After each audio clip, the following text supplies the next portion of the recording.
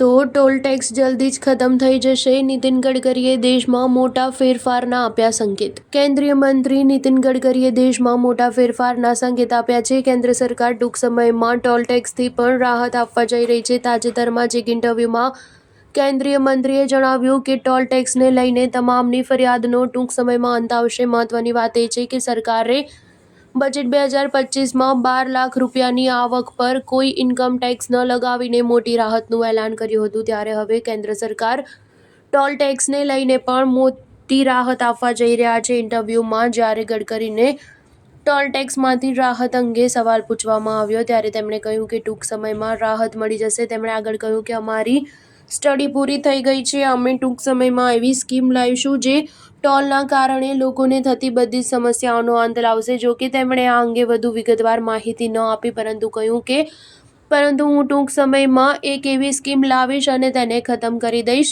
નીતિન ગડકરીએ આગળ કહ્યું કે મારા પણ ઘણા કાર્ટૂન બનાવાય છે. લોકો સોશિયલ મીડિયા પર ટ્રોલ કરે છે. લોકો ટોલને લઈને નારાજ છે. હું માત્ર એટલું જ કહી શકું છું કે આવનારા થોડા દિવસોમાં લોકોની આ નારાજગી દૂર થઈ જશે. કેન્દ્રીય મંત્રીએ ટોલ કલેક્શનની પદ્ધતિમાં પણ ફેરફારનો સંકેત આપ્યો છે. જ્યારે ટોલ ટેક્સ માટે વારંવાર રોકવા અંગે પૂછવામાં આવ્યું ત્યારે તેમણે કહ્યું કે જુઓ, 99% ફાસ્ટેગ છે. ક્યાંક રોકાવાની જરૂર નહીં પડે. તેમણે સંકેત આપ્યો છે કે તેને સેટેલાઇટ સાથે જોડવાની તૈયારીઓ ચાલી રહી છે. તેમણે કહ્યું કે આ ઉપરાંત સરકાર ઘણી નીતિઓ જારી કરશે.